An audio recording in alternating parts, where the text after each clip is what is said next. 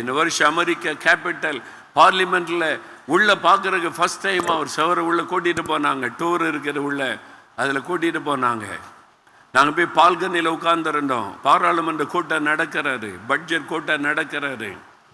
கொஞ்ச நேரம் தான் உட்காந்து பார்த்தேன் நான். நாங்கள் பேசுகிறாரு, ஒருத்தர் பேசுகிறார், அப்படியே வைராக்கியமாக பேசுகிறார், தைரியமாக அவர் பேசுகிறது எல்லாம் கை தட்டுறாங்க, விசில் அடிக்கிறாங்க. அமெரிக்கா பார்லிமெண்ட்டுக்குள்ள அவர் பேச்சை கேட்டு விசில் அடிக்கிறாங்க, கை தட்டுறாங்க. அப்பப்போ எழும்பி இவங்க எதிர்கட்சி இங்கே உட்கார்ந்துருக்கிறாங்க, அங்கே ஆளுங்கட்சி. அவர் பேசுறது கேட்டு எதிர்கட்சிக்காரங்களும் எழும்பி கை தட்டுறாங்க.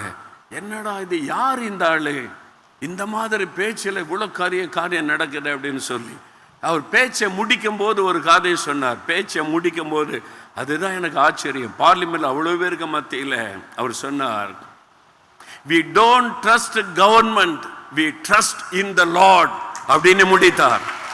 நாங்க அரசாங்கத்தின் மீது நம்பிக்கை வைக்கல, கர்த்தர் மீது நம்பிக்கை வைத்திருக்கிறோம்.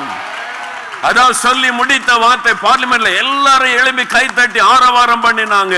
இயேசு மகிமைப்படுவதை என்னால நேரடியாய் பார்க்க முடிந்தது. அல்லேலூயா.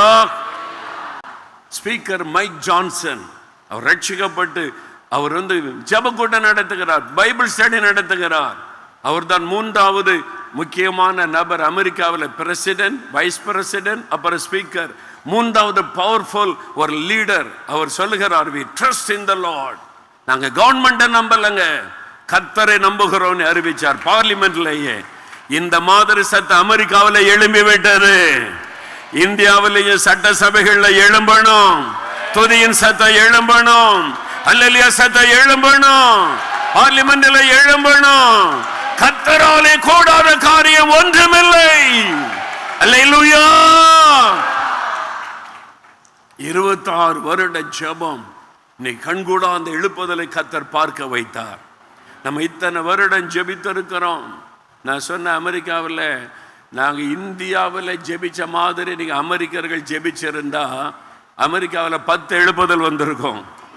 என்ன எல்லாம் கிறிஸ்தவ நாடு இல்லைங்க, கிறிஸ்தவ நாடு.